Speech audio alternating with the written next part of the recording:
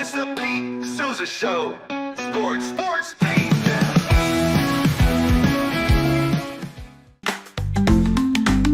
Get ready for epic savings at Best Buy. Right now, you can save up to $700 on select Alienware and Dell gaming products. Perfect for leveling up your gaming experience. Plus, grab the latest Android Google Pixel at an unbeatable price. Don't miss these incredible deals. Shop now at bestbuy.com and upgrade your tech today.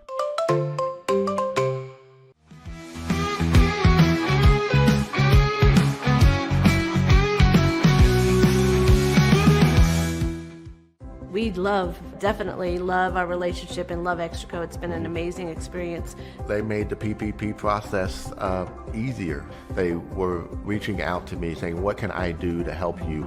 That made a huge difference because my stress level, when we shut down, to afterwards was night and day. Our experience with Extraco has been phenomenal since the very beginning, so we love Extraco.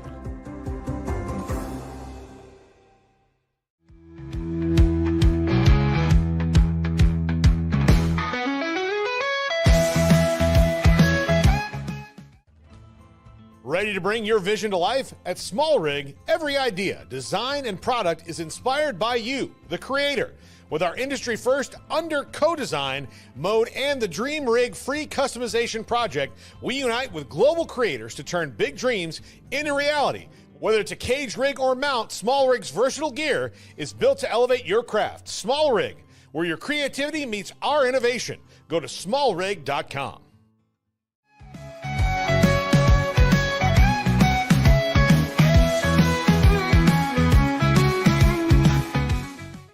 At Rolls Rolla, we don't just sell wallpaper, we create cohesive, cozy spaces. Our deep understanding of design means every pattern, color, and texture is carefully chosen to complement your home. Plus, we use advanced technology and water-based inks for vibrant, eco-friendly prints, ensuring a healthier environment. Visit rollsrolla.com to transform your space today. That's ROLLSROLLA.com today.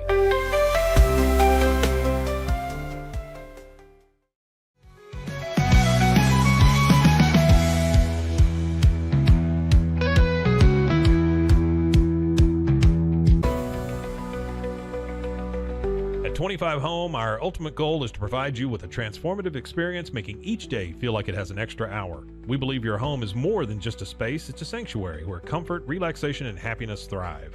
Discover the difference at 25 Home today. Shop now at 25home.com.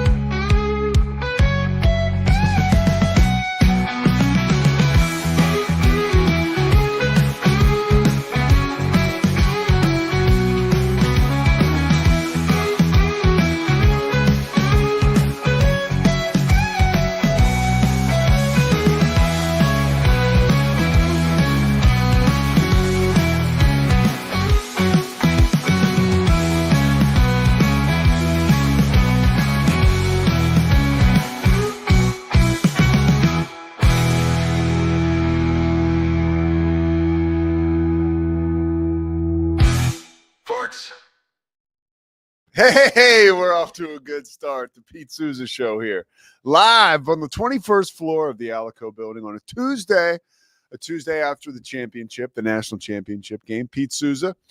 We are presented by Slovakics. We got Scotty Swingler on the wheels of steel. And that championship game, I have some thoughts. Of course, we're presented by Slovakics. Did I already say that? I did. Twice is even more nice, or twice as nice.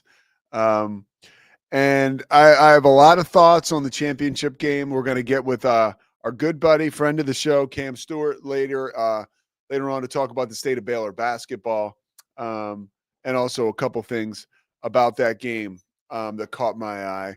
From a football perspective, purely, I can say that I was not fooled by that opening drive by Notre Dame. And anybody, I don't want to say anybody, but folks that know football, and I'm not saying you don't, but I'm not being like that, but like, that opening drive, that's very controlled. You script the first 15, 20 plays of what your team is going to do. Offensive coordinators and coaches do.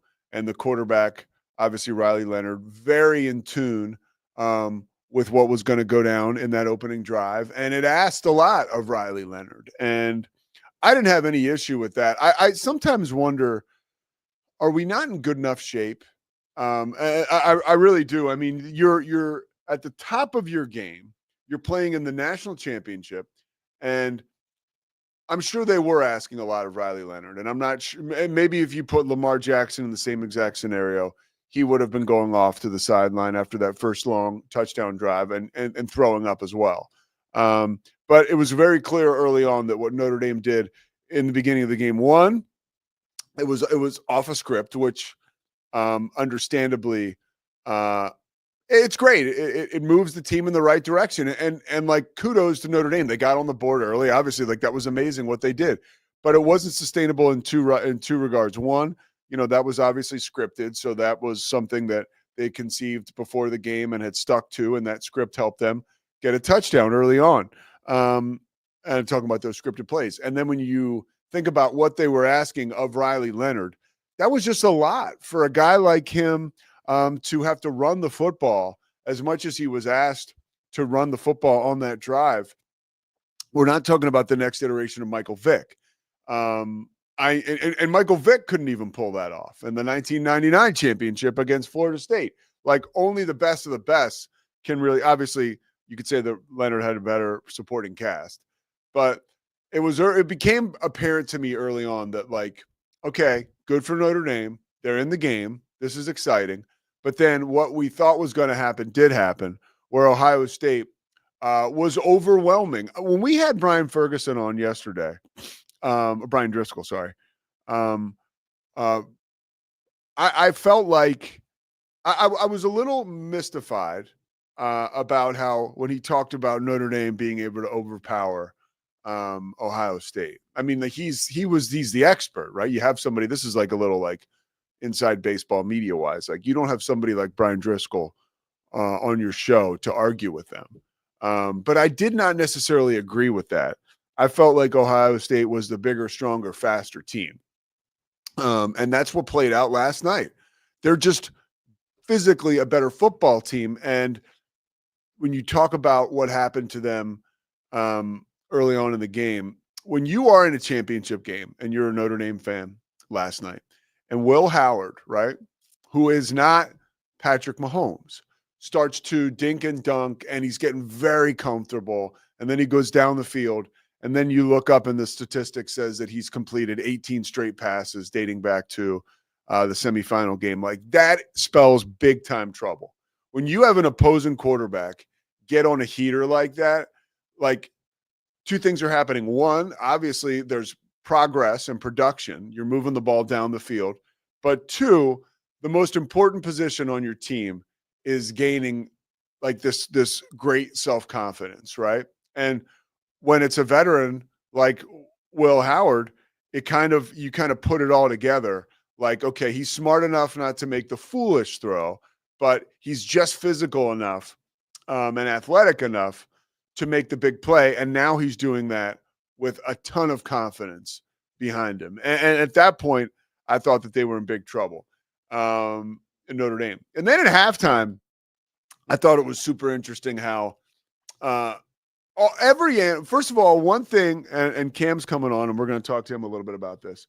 One thing I've started to notice, if you're going to be on TV, like if you're going to be like seated where there's a microphone in front of you, whether it's this show right here, whether it is halftime of the college football national title game, whether it's at the NFC divisional game where we found Chris Collinsworth and Mike Tirico, Troy Aikman did the divisional game with the Texans and the Chiefs. It's all like the people taking like lukewarm takes, like it's over. Like, even like Nick Saban, and at halftime last night, Desmond, right? they're all taking these like hardcore, like their opinions are their opinions, and they're not worried about ruffling feathers. And if you remember back in the day of like sports television, where it was such a zone where a coach would come, like Pat Riley, I heard him say this last week. And excuse the we just got off at an exit here, but I'll get us back on the old freeway talking about the game. But Pat Riley talked to Dan Le Batard, and he mentioned when he was working for NBC in between coaching jobs before he went back to the Heat, when he was or before he went to the Heat after he left the Knicks.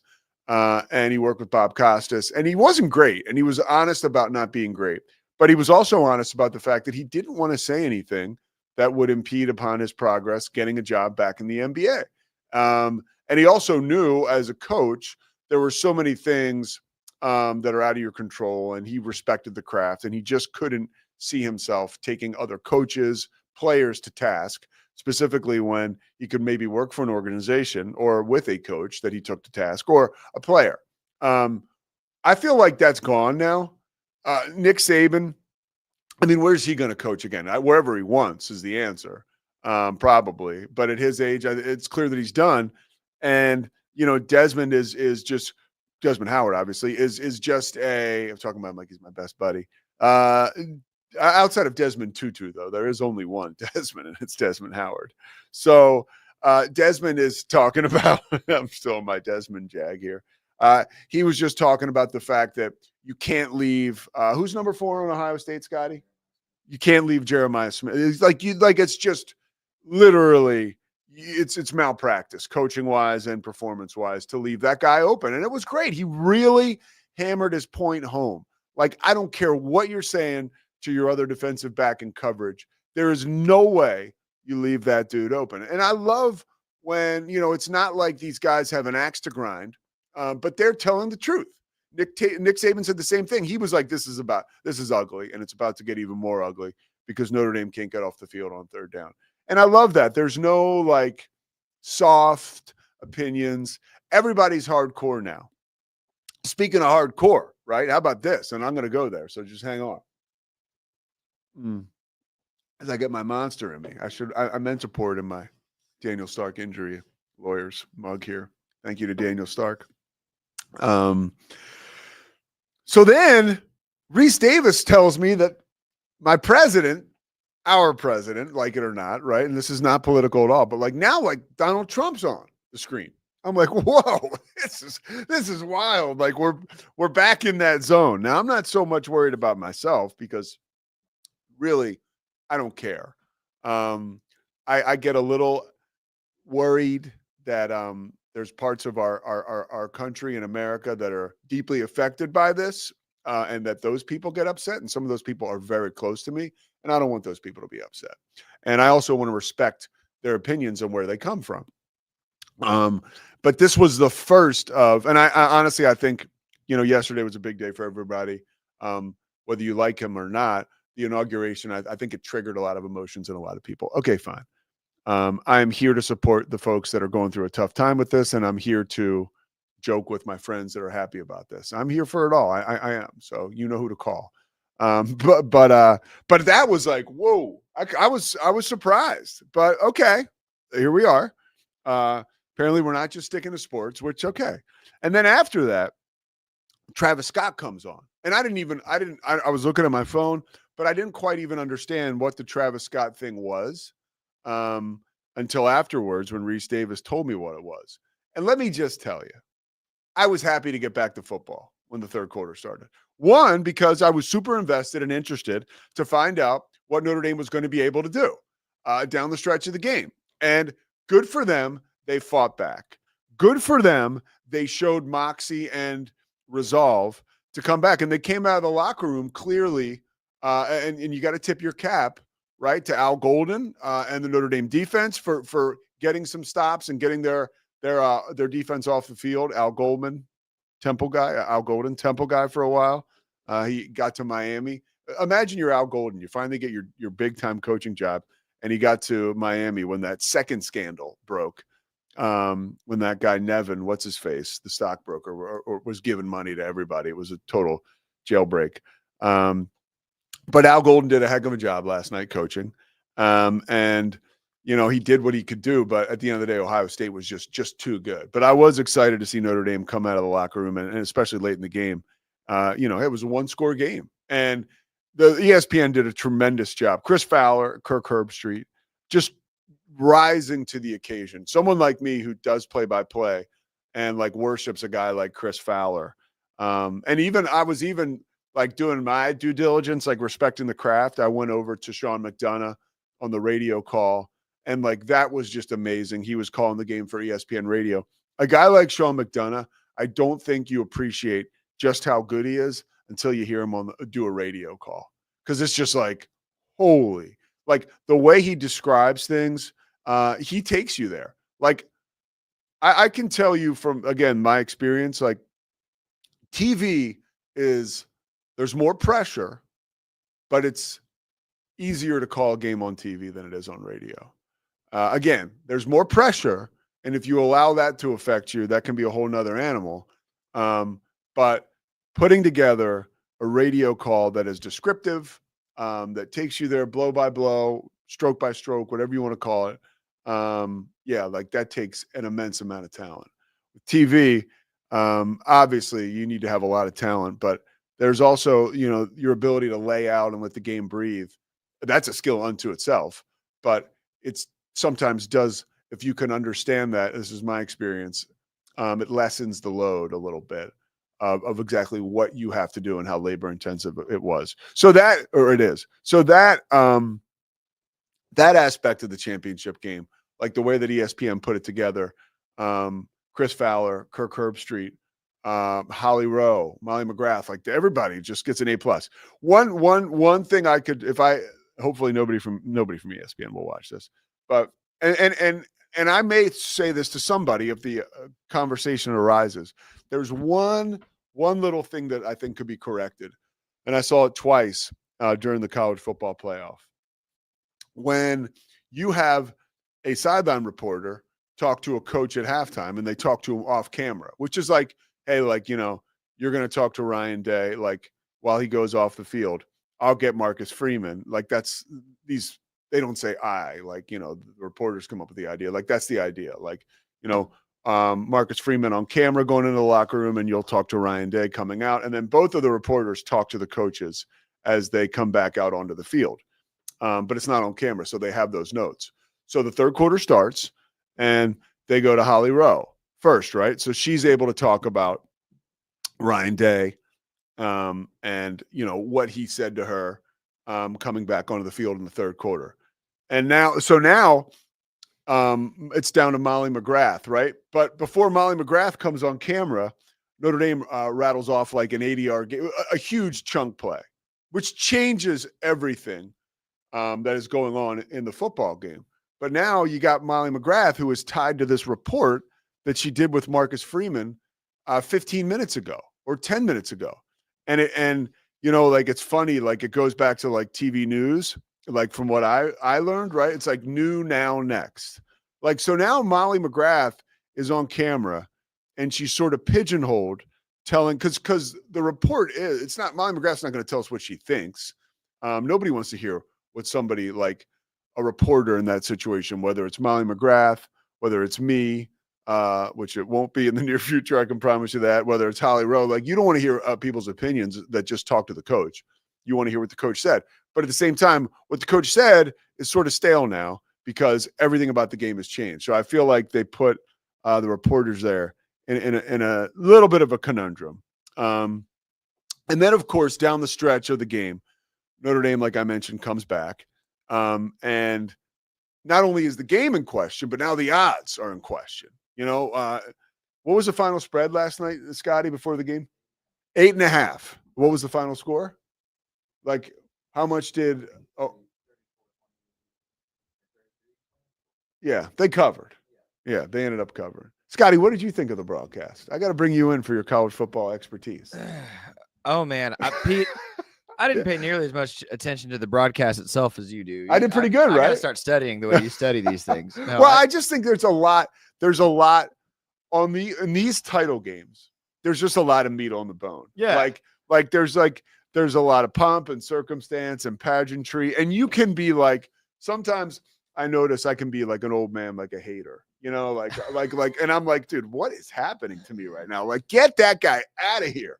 Like, it's a football game. Appreciate it. Like, have fun with it. Don't overanalyze things. So I take a real positive and exciting approach, because how lucky are we to be watching the national championship? No, this is how good football is. It was 31-7 at one point. And is that right? 31-7? Yeah. And my dad was like, game over. And I was like, no, it's not. Really? Yeah, really. I was like, no, it's not. He's like, it's over. And I'm like, I don't think so. I don't think so. And sure enough, touchdown drive, strip. Yeah. And it's a ball game. What a gut check, though, after that fumble for Ohio State to hold Notre Dame to a field goal attempt and then doink it. Oh, that was a gut check. I'm sitting there watching that game, and I'm like, oof. I like the call to go for the field goal. I was like, I think this is kind of shrewd. Yeah, I do too. And then they missed it. Yeah. Right. And granted, they did come down, go for two, and almost bring it back anyway. But here's my I want to compare this to a game you and I both watched closely a couple weeks ago. Do you remember 4th down when Arizona State was trying to put Texas away and the defense they called? Do you remember this? No, tell me. They called a zero blitz. So for those who aren't familiar with football, you just have one man on every receiver and everyone else is going for the quarterback. Yeah. And Quinn Ewers, veteran college quarterback, sees it coming immediately, puts up a good ball to score on 4th down for Texas, and ultimately Texas wins that ball game. If Arizona State gets that stop, they win the ball game. Yeah. Ohio State has not only maybe the best receiver in college football with Jeremiah Smith, but one of the best in Ibuka. Why? On that 3rd and long. So you think Al Golden did not call a good game, which is fair. I see a parallel to that Arizona State thing. Yeah. And I'm like, there's some kind of defensive coach mindset right now that goes just beyond Al Golden. But it's like, man, on a big stop, 3rd and long, 4th and long, we need to zero blitz. And you saw that the biggest play of that ball game to me, the back-breaking play, was the long bomb to wide open Jeremiah Smith. That is a great point, Scotty, because I think that, like, again, I don't, are they not taking the personnel into question, right? Because Will Howard has seen that. At the exact same time, me and I'm in this group thread, guys from college, and multiple of us at the exact same time sent a message like, how the hell do you not have safety help over the top on Jeremiah Smith? That's crazy. Yeah. They called zero blitz. Yeah. And you leave a corner on an island with the best receiver in college football, and it's not a surprise. He ran a fairly simple but nice route, and Will Howard put up a good ball. Yeah. It's just easy. Yeah. So I don't understand the zero blitz thing. I know that's for those who aren't interested in that is a great scheming of football. That may not your ability to connect it to that Arizona State game. And I think the two things that, unfortunately for both coordinators in that situation, or both teams, you have veteran quarterbacks who are understanding and able to do that. Right. Yeah. You're not playing against a freshman in a national championship game where the lights are bright. You're playing against dudes who've played in college. Who's the dude from SMU? Jennings. Yeah, you're not playing against Kevin Jennings. Right. It's like his first. Good comparison. Yeah. That is when you can throw the kitchen sink at the dude. Right. And let's see how he responds. Right. Those two are ready for that. Howard both have played way too much football. They're not going to be fooled by. Yeah. They're going to know, okay, who's my best receiver? Because I think it was Golden that made the catch against Arizona State, right? Yeah. So it's just, who's my best receiver? He's one-on-one. If I put up a good ball, that's it. Like, it's not difficult for them. Yeah. Swingler, I like that. I don't know. All right, so look, we got a second segment coming up, and when we come back, I'm going to tell you why Marcus Freeman is a lot like Dave Aranda. Stay with us.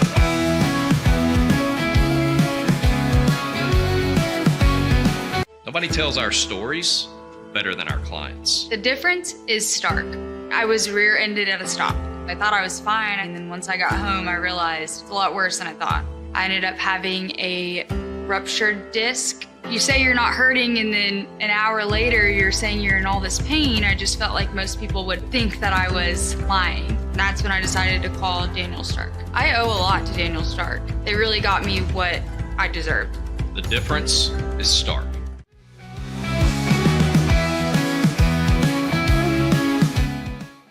We definitely love our relationship and love Extraco. It's been an amazing experience.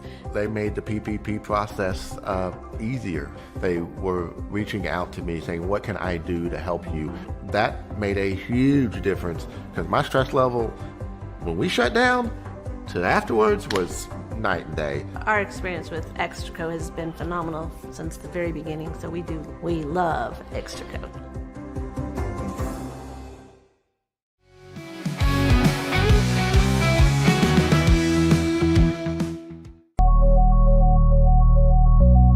At Acasis, innovation drives us. Since 2008, we've been creating cutting-edge technology products that make your life easier. With a focus on performance, design, and customer service, we're here to help you work smarter, not harder. Join us on our journey to simplify your world. Visit acasis.com today. That's ACASIS.com today.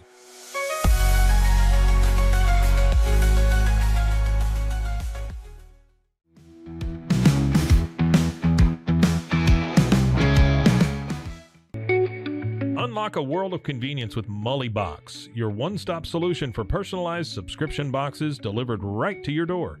From gourmet snacks to unique finds, each box is tailored to your tastes. Experience the joy of surprises. Subscribe today at mullybox.com. That's MULLYBOX.com.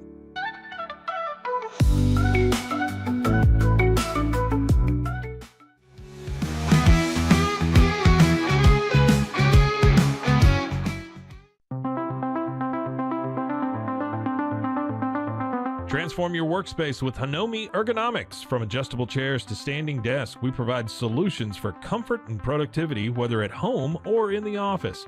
Improve your posture, reduce strain, and work smarter. Visit us at hanomi.co today. That's HINOMI.co today.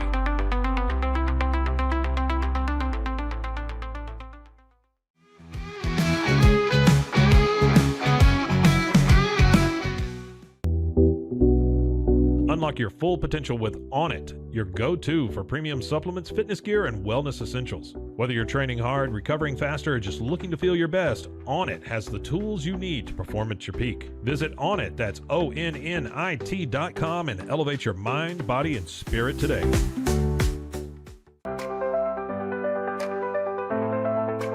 Get paid faster with Bill, the easiest way to send, receive, and manage your payments. No more delays, no more hassle. Whether you're a freelancer or a business, Bill makes payments seamless and secure, simple, fast, and reliable. Sign up today at Bill.com.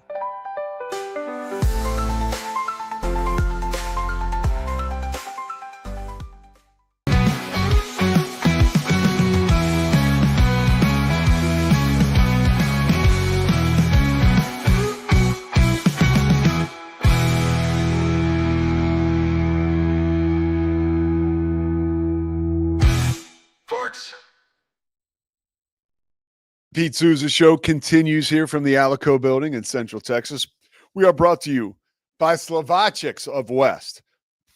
I'm telling you, if you're on 35 and maybe you're not burning up the highway like you were during the holidays, but I'll be headed up north on Thursday. By the way, I was supposed to have a basketball game tonight and it got canceled. Or not canceled. It got moved to Wednesday. So here's a little inside baseball for you. So I get a call from my boss yesterday morning, Andy, at ESPN, great guy. And he's like, hey, sit tight. The weather in Houston, they may move the game to Wednesday. And if we move it to Wednesday, then ESPN no longer will have control of the game. Will be off of broadcasting it because there are different control rooms. There's a control room in Orlando, which this was supposed to support the broadcast tonight if the game did not get moved to Wednesday. There's a control room then in Bristol, of course, right? Which is where ESPN is headquartered. Well, that whole thing was spoken for. They got tons of control rooms up there, but not one was free because when you look at ESPN's college basketball schedule, it's kind of wild. Very, very busy. And then there's a studio or control room in Charlotte, a bunch of control rooms, I should say. And they were also all booked and spoken for. So by moving the game to Wednesday, it's off ESPN, and now Houston and the Big 12 Conference have control over it. So I was lucky that I didn't, I'm close enough where this was a drivable game, so I didn't have to drive anywhere because I got a call, and then I got a call yesterday that said the game has been moved and no longer is ESPN going to do it. But my buddy Mark Adams, who I was supposed to call the game with, he had traveled all the way in from like Alabama or somewhere, and he was at DFW unable to, like, they were like, hey, like ESPN called them, they're like, don't go to Houston. If you're at DFW, just turn around and try to get back. So I was emailing with Mark, hey, bummer, we were supposed to work together or not. Anyways, long story short, so no game for me. So that was kind of a bummer. But at the same time, here I am. I'm rested. I'm with Scotty. Zach just came in. It's kind of a good deal. Got to watch the championship last night. By the way, you got to hear Zach go on a real jag about, he is pissed about Houston. I mean, he is really upset about he's a really good person to talk to about frustration with the Texans, because he's not just like some talking head, on ESPN, like Patrick Mahomes gets all the calls, and it's no, like Zach is deeply affected by this. He's a Texans fan. So yeah, that's always fun. I heard a little bit of that with Cam yesterday. He was very upset. All right. I promised you I was going to tell you why Dave Aranda. Oh no, why Marcus Freeman is like Dave Aranda. Okay. And I'm going to make good on that promise right now. They are two very, very authentic men, like driven by something greater than them and a belief greater than them. They are very honest with everyone, whether it is the media, whether it is a player, whether it is someone on the street. Now, the problem is guys of this magnitude and of this ilk, I should say, they're tough to wrangle, right? Like, I'm not going to talk to Dave Aranda ever unless it's with an appointment I have with him from someone I work with. Like, I've got to sit down with him a couple times through ESPN before a game. But that's the only time I'm going to talk to him, right? One, because Dave is a total introvert and doesn't want to talk to anybody, which is interesting that a person like that would become a head coach, but okay. With Marcus Freeman, it's the same deal. And it hit me last night when Marcus Freeman was talking to those sideline reporters, like in game. He was so honest, almost to the point like he was dismayed, and he wasn't like panicked at all, but he was very, very true to himself about what he was seeing out there, what was going wrong, and what they needed to fix. Like, he treats, the impression I got at least, is that Marcus Freeman treats everyone the same way, right? Like if he's talking to Scotty, he's going to talk to Scotty the same way that he talks to Al Golden, right? Like, which is so awesome. And I also got that feeling when I was watching the pregame yesterday, and Desmond Howard was talking about, who I've referred to many times as Desmond on this show. Desmond Howard was talking about Jack Swarbrick, the athletic director at Notre Dame, who hired Marcus Freeman. And look, it was a bit of a gamble. Notre Dame's a huge job. Marcus Freeman had never been a head coach, but he was on the staff at Notre Dame. And Swarbrick said there was somebody on the staff who mentioned to him that he took the long route to his office. Somebody who was on the Notre Dame football staff, a coach, so he could walk by Marcus Freeman every day, because Marcus Freeman was such an enlightening person. And when you connect with Marcus Freeman, you come away from those conversations like feeling better about yourself. Dave Aranda is the same way. If you actually talk to him, look at Scotty is not buying this at all. Come on, Scotty, let's go. Please bear with me. All right. I'm listening. I'm listening very carefully. Okay. No. So I'm listening to you develop your thesis. So here is where it finishes. There is an ability to connect with people and players when you are someone like Marcus Freeman and you're someone like Dave Aranda, which is so new wave as a coach. It is like something we have not seen very often. I'm from the school of like the browbeating coach. Yeah. Like Jim Reed was a guy who recruited me. I went to Richmond to play for. Joe Cohen was a complete psychomaniac, was our defensive line coach and defensive coordinator. He's now a defensive line coach for the Chiefs. I've done a Joe Cohen spiel here. I can't do it because it takes too much out of me. But he would yell that they were coming into your house with a knife to kill your mother. And that's how you needed to play but he would scream it and he would throw up in a trash can. This is all before a game. You've told me this. Yeah. Yeah. Okay. Yeah. So Dave Aranda is different. So is Marcus Freeman. I believe that there is a connectivity and an honesty that allows them to get things done and allows them to, that's disarming for other people, that can bring everyone under the 10. And I think that there is also something, and that's why I believed that there was a chance that Notre Dame was going to come back, because certain people are not broken by like they'll go into the bunker when things happen, right? Dave Aranda was staring into the abyss like 3 games into the season, 4 games into the season, however many it was. True. Marcus Freeman was staring into the abyss again this year, right after the loss to Northern Illinois. He'd already had to do it many times over his career at Notre Dame. Remember, like, he lost to Marshall. He lost to, who else was it? Like a couple, Nevada. They had a couple bad losses his first couple years. So I think that is something that comes from within, that comes from such a strong belief in an authenticity that only certain individuals can accomplish that. Scotty, I want to hear it. Go ahead. Let me have it. Your thesis is sound. I appreciate the authenticity angle, they treat everybody the same angle. Like, I've observed that, from a distance with Freeman and more up close with Dave Aranda. I think those parallels are certainly true. Some might call me a hater. I think more Baylor fans would resonate with this. What I'm still not convinced Dave Aranda can do, that I have seen Marcus Freeman do, is convince his team to run through a wall. And you might scream at me right now and say I'm full of it, but you're not. We are coming. Baylor's an interesting spot, because Baylor's greatest quote unquote like legacy coach is a guy that supposedly could do both of those sides. Grant Taft was supposedly authentic. Players make fun of him because he wouldn't cuss on the field, like the Christian man who treated everybody the same, but also would get in your face and scream at you and could do the hardcore coaching stuff. That's kind of his reputation. But Baylor's coming off of a coach when we hired David Aranda and Matt Rule, who is all old school. Yeah. We do Oklahoma drills and pregame warmups. Yeah. Right. And what all of those Matt Rule teams shared is they came out punching like Rocky Balboa every game, even in a season where they won 1 game. 10 games into that season, Taylor Young's like ripping Baker Mayfield apart in the backfield, despite the fact that Baylor's only got 1 win on the record.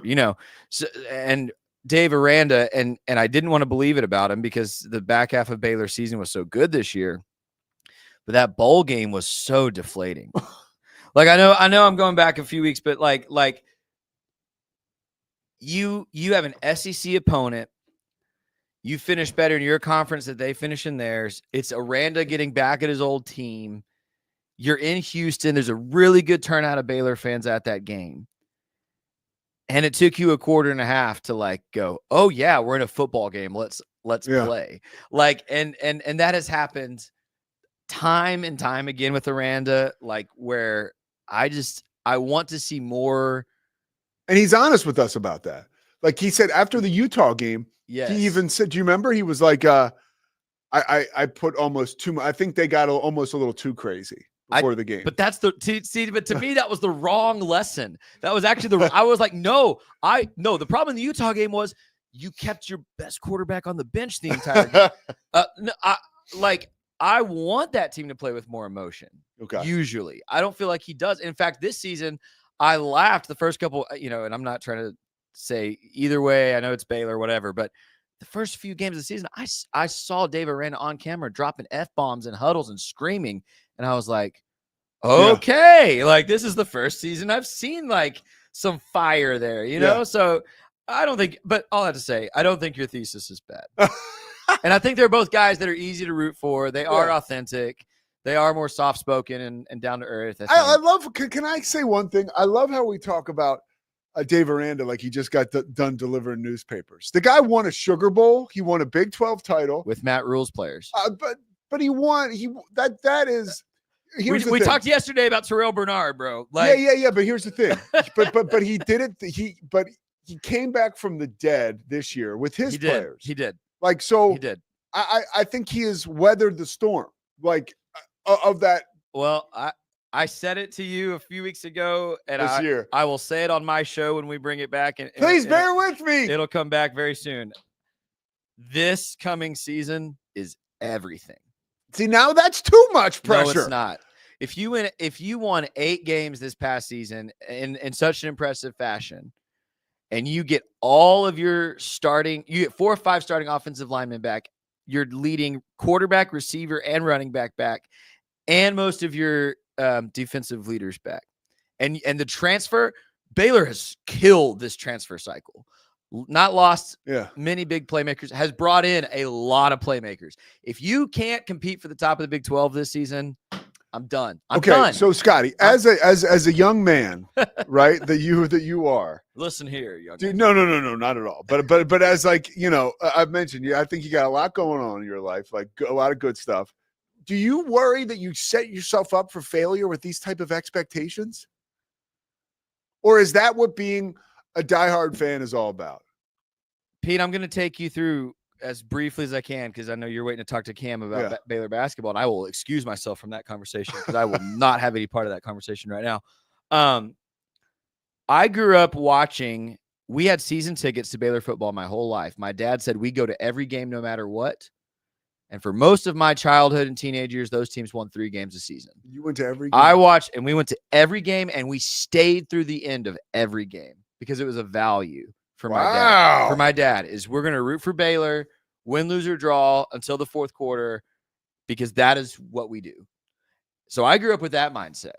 So like hardcore Waco kid, Baylor Bear for life, whatever. And so I wasn't convinced Baylor football was ever going to be good until a guy named Robert Griffin got on campus.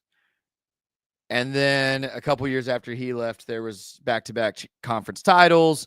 In each of those years, Baylor was literally 1 spot out of a chance to compete for a national championship.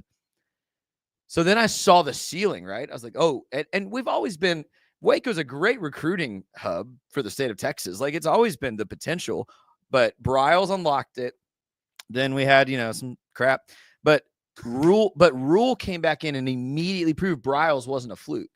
Immediately proved, no, you can still recruit here. You can still win here. You can still compete here. And so my expectations as a Baylor football fan went from, as a kid, we'll win 3 games a year and I'm just going to show up, to, again, my college years, Griffin's Heisman was my freshman year, 13 and 14 back-to-back championships were my junior and senior year. So I lived it. I felt it. I saw it. So to me, a perennial 7 to 8 win team is unacceptable because we've had multiple coaches take us higher than that. And now we're in a conference where there is no top dog. There is no Texas. There is no Oklahoma. There is, way before that. So part of your expectation is based on that as well. Absolutely. Yeah. Okay. Yeah. Because Texas, I hate them, and Baylor outperformed them for the last decade in the Big 12, but they have more resources than Baylor does. Yeah. They do. And especially now that it's NIL. But now the Big 12 needs a new top dog. And that's why Arizona State stepped into that void this year out of nothing and made something happen. That should be us. If Dave Aranda can't compete for a championship often, I'm out.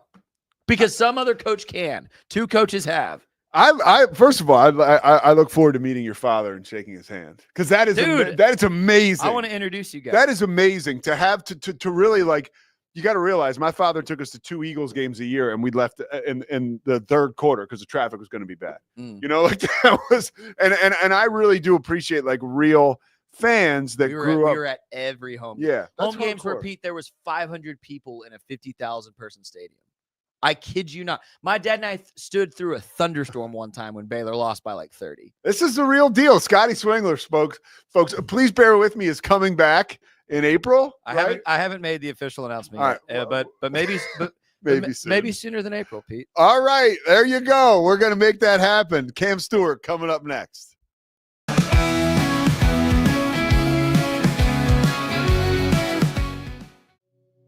Farmhounds offers natural treats and chews made with quality products that support family farms, regenerative agriculture, and humane farming practices.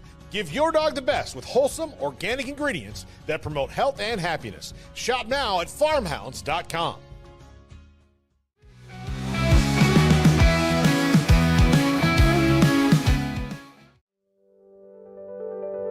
Overwhelmed by your inbox? Clean Email is here to help. Organize, clean, and manage your emails with powerful automation tools. Say goodbye to spam and clutter and enjoy a stress-free inbox. Try Clean Email today at cleanemail.com. That's CLEAN email.com.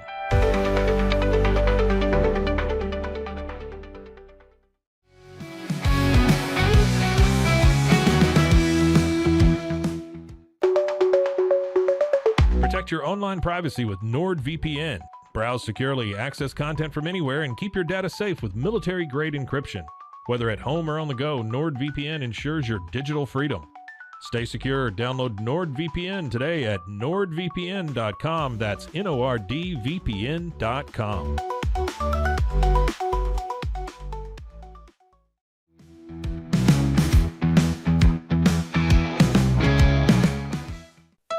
Want to turn your passion into profit? With Blogify, creating a blog has never been easier. Build, customize, and grow your site with powerful tools designed for beginners and pros alike. Start sharing your story today and watch your audience grow with Blogify. Download Blogify now in the App Store.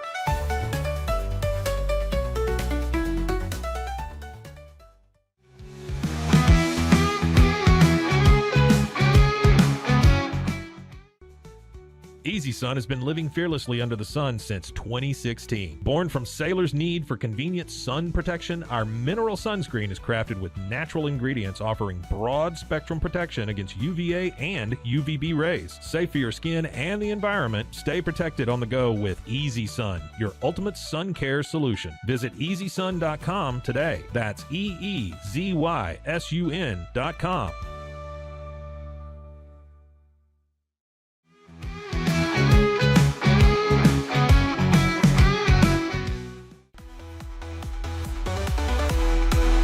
Stay connected no matter where you are with eSIMX. Say goodbye to expensive roaming charges and physical SIM cards. With access to over 200 global carriers, we make mobile connectivity seamless and affordable for travelers worldwide. Join the future of communication today at eSIMX.com. That's ESIMX.com.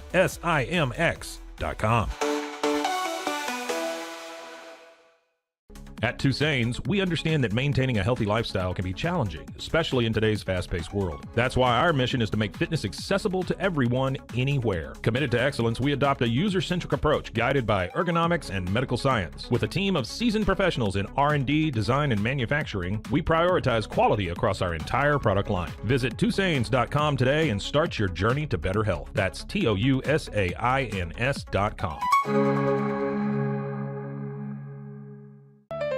Protect your car with 3W Liners all-weather floor mats. Made from durable materials like TPE and rubber, our mats are designed to withstand rain, snow, and mud with deep grooves to trap dirt and liquids. For a custom fit and advanced protection, visit 3W Liners. That's the number 3, WLINERS.com today.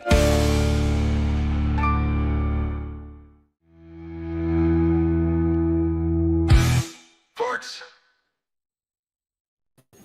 Hey, Cam. Hey, Pete. Cam Stewart of Locked On Baylor fame, also a member of the Rogue Media family. He's got wonderful pipes that he uses to call football in the fall, right? I mean, sure, yeah.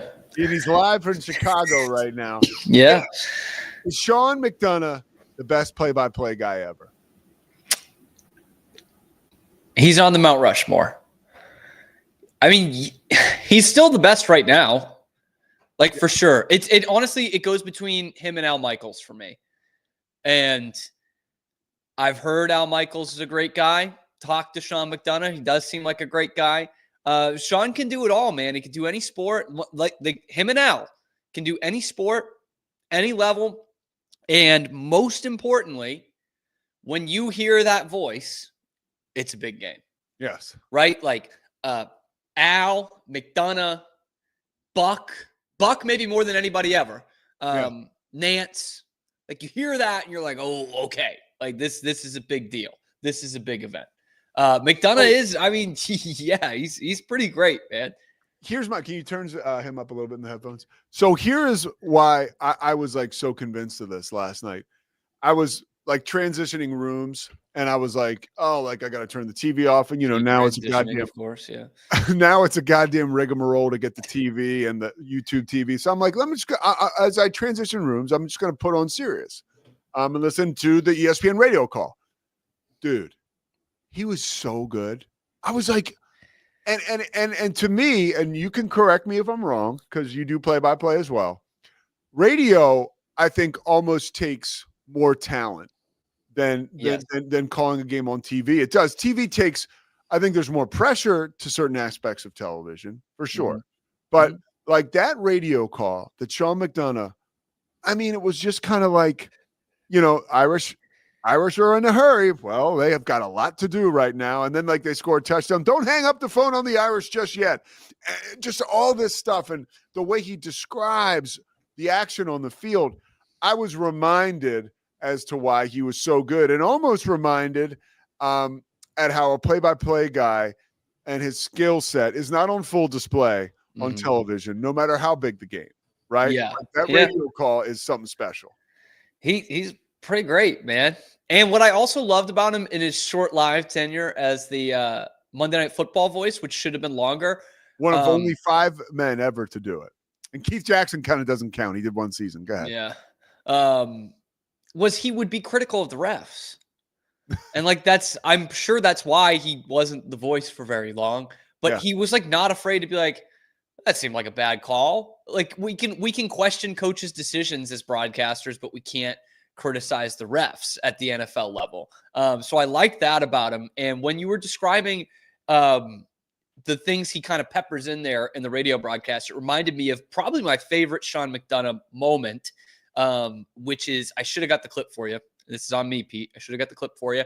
But it's 2010, Memorial Day, NCAA lacrosse championships. You knew I was busting this out. So it had been on ESPN for a couple of years, the Final Four of lacrosse, but it's a fast-growing sport. And the whole time, McDonough is really leaning into, it was a David versus Goliath matchup. It was Notre Dame versus Duke. Duke was one of the best teams in the country. Notre Dame had kind of come out of nowhere. And this is only a couple years after the Duke scandal. And so he's talking about these Duke seniors and what they had to go through as freshmen and their season being given up. And now here they are about to finally win the first championship. And it goes to overtime. And the whole build up to overtime, he's talking about that. He's like, for Notre Dame, the Cinderella story, no one expected them to be here. And for Duke, while one of the best teams this year, they've got this storybook ending waiting to be written, and they've missed out. They've made the Final Four 3 straight years, but they haven't won the championship. And they go to the opening face-off of overtime of the championship game. He knows he's getting as big an audience for lacrosse as you're going to get all year. And he takes a moment to say, and of course, only the wings can move out of the box when the face-off, like he's describing the rules of the face-off as it's coming in.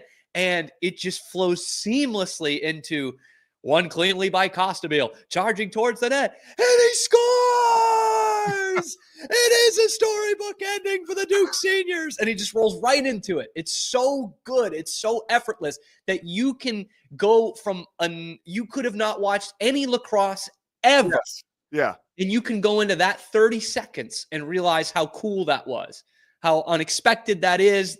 Like the guy wins the face-offs and goes right down and scores.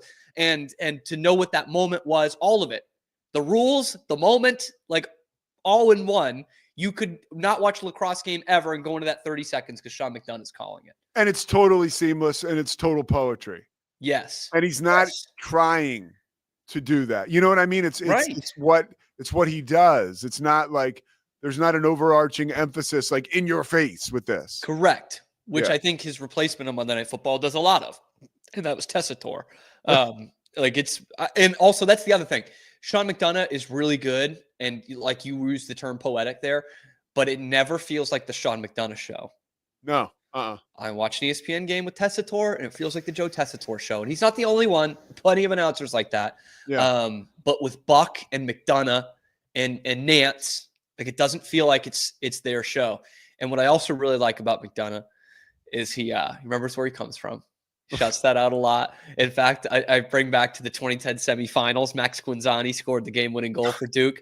And whenever he would talk about Max Quinzani, he'd be like, from Duxbury on the lovely South Shore of Massachusetts, which is like 2 towns over from where Sean McDonough grew up in Hingham. So whenever, and now he does ESPN hockey, so that comes up a lot. Like guys from within about a half hour of where both Sean and I grew up. There's one thing about him that frustrates me a little bit. Please, the lack of hair. We can't control that. No, and it's not his fault. Okay. I feel like he's the only, and I'd have to look at a list of guys.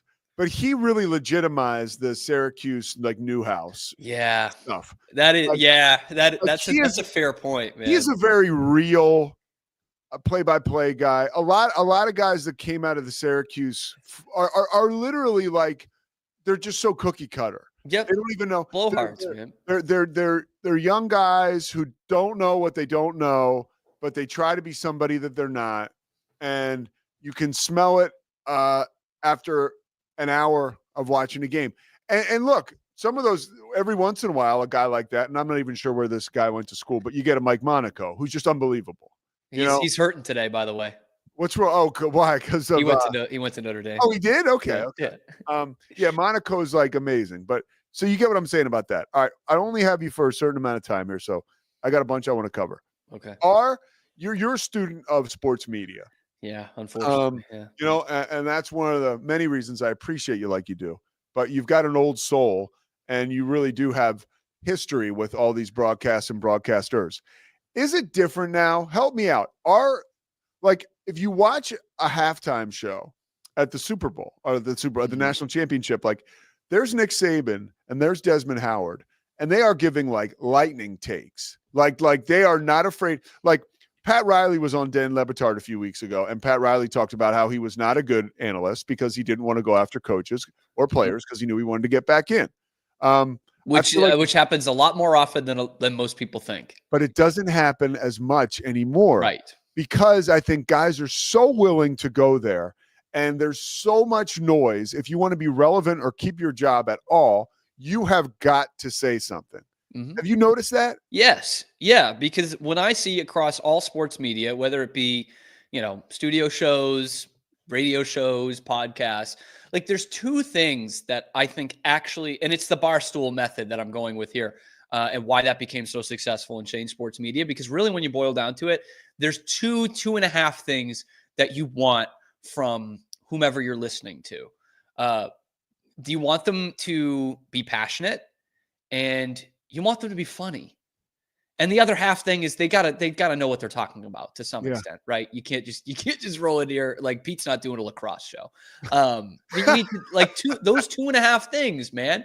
And so much of what I see on TV specifically doesn't have either of those things. They're not funny, they're not charismatic, and they're just throwing out just bullshit takes. And I'm like, you don't even believe that.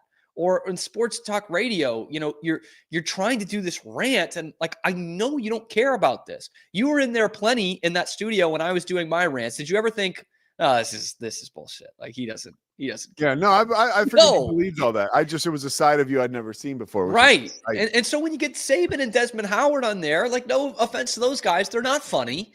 Charismatic in some degrees, I guess, but then I see them rattling off these takes, and I'm like, you don't even believe this. Like, you don't even care about this. Yeah. And so that's where you're having to kind of make up entertainment in the aggregate. You're not an entertaining person for this. And so you need some sort of copy to be entertaining, right? You need some sort of material that you think people will find entertaining. And those are 2 different things, being entertaining and creating it in the aggregate. Did that sound douchey enough for you? That was great. It was really good. I think this is something from broadcaster to broadcaster. I heard something recently. I don't know if it was Joe Buck who said it or, no. It was Boog Shambi.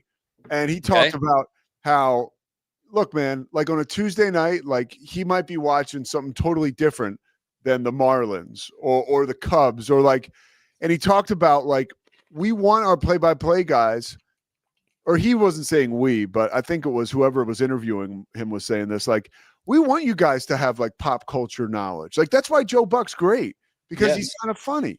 And it's very clear that this guy lives a life outside of sports, and the St. Louis Cardinals. And that's important, I think, for people watching games. All right, hold on. I'm going to move you along here. Okay. Has Baylor basketball hit rock bottom this season? And rock bottom, hitting rock bottom now could be a good thing because now they go back up. Like, I need a vibe check with you on this. I hope so. But I don't think we can say that for sure because we do have, a month and a half left in the regular season here. And the problem, if you want to say it's a problem for Baylor, is that their next 3 games are winnable. All right. You got Kansas State at home tomorrow. They're worse than TCU. And then you've got Utah on the road playing some better basketball recently, but that's a team you beat by 25 points. And then you've got a tough road matchup, but against BYU, a team that's scuffling, a team that's not as hot as your last tough road matchup, which was Arizona. Arizona was on fire going into that game. Yeah. So all 3 of those games are winnable. And I don't think they'll win all 3, and there'll be plenty of excuses as to why, which is going to get bothersome. But I think there's absolutely opportunity in those next 3 that if you don't put out a good performance, that would be rock bottom. But I've said this on Locked On. Like, I don't know about you, Pete. My opinion on TCU did not change after Sunday. I don't think that's a very good basketball team in this. It's not, but it's a Big 12 in-conference opponent, and they're not sure. And that's why you roll the basketballs out. But my opinion didn't change on TCU. It got lower of Baylor after that game. I mean, 2 things you got to do. With Baylor's just not coming together right now. I don't want to say they're not talented, but it's clearly it's not a small sample size, and it has not come together. And by the time you hit the latter half of January, you have to wonder if it's going to come together this year. And so when you're that disadvantaged, let's say, you've got to beat the teams that you're better than, and you've got to win your home games. And that was 0 for 2 on Sunday. You're better than TCU. And this was not one of Jamie's best teams, and you lost to him at home in a game that you had in control at halftime. It's not good, but I'm hoping that it's rock bottom. I'm hoping that's as bad as it gets. Cam Stewart, the Cam Show, coming up next on the Rogue Media Network. Cam, that was a great segment. I was talking to our boss, Corey, and I was like, you guys can say whatever you want. Cam and I make magic, dude, when we get together. I'm telling you. That's all I'm saying. I could have kept going with the CJ Costabile call. We're just talking about Notre Dame national championship losses. My favorite. Pete's not doing a lacrosse show. He's not. He's not. Pete ain't doing the Flyers, man. Cam coming up next at 11 a.m. Cam, thank you so much. You can catch him Locked On Baylor, but stay tuned. You can catch him on the Rogue Media Network. Cam Show coming up next. The Pete Sousa Show. That is all for today. We got a big guest coming tomorrow. We'll talk to you about it when he actually walks through those doors. But Larry Bird's not walking through those doors anytime soon. All right, we'll see you tomorrow. It's the Pete Sousa Show. Sports. We definitely love our relationship and love Extraco. It's been an amazing experience. They made the PPP process easier. They were reaching out to me saying, what can I do to help you? That made a huge difference because my stress level, when we shut down, to afterwards was night and day. Our experience with Extraco has been phenomenal since the very beginning. So we love Extraco.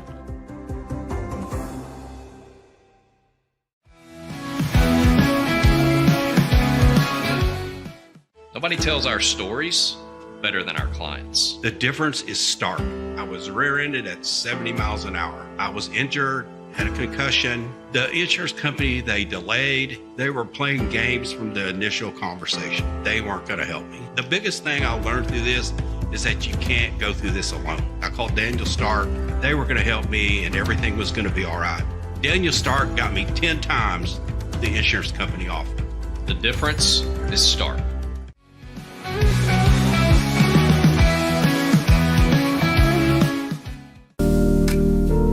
Experience the future of secure private cloud storage with Internix. Protect your files with end-to-end encryption, ensuring your data stays private and accessible only to you. Enjoy seamless, fast storage without compromising security. Visit Internix.com today and take control of your digital life. That's INTERNXT.com today.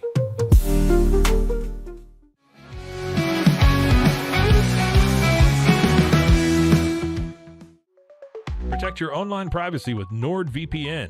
Browse securely, access content from anywhere, and keep your data safe with military-grade encryption. Whether at home or on the go, NordVPN ensures your digital freedom. Stay secure. Download NordVPN today at nordvpn.com. That's NORDVPN.com.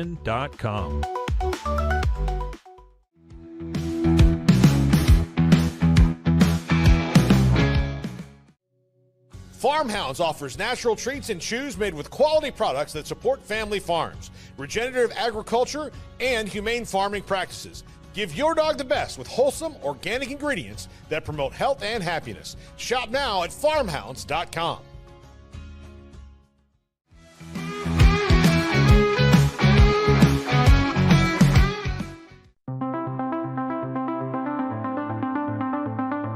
Transform your workspace with Hanomi Ergonomics. From adjustable chairs to standing desks, we provide solutions for comfort and productivity, whether at home or in the office. Improve your posture, reduce strain, and work smarter. Visit us at hanomi.co today. That's HINOMI.co today.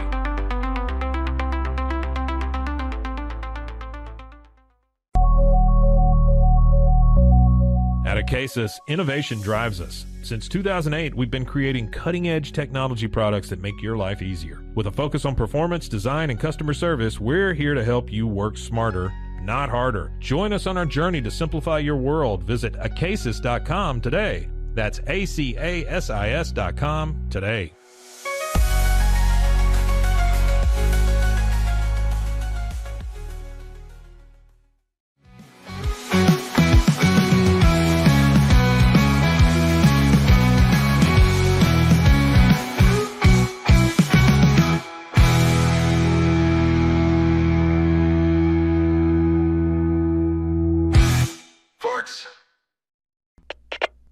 We are Rogue Media Sports.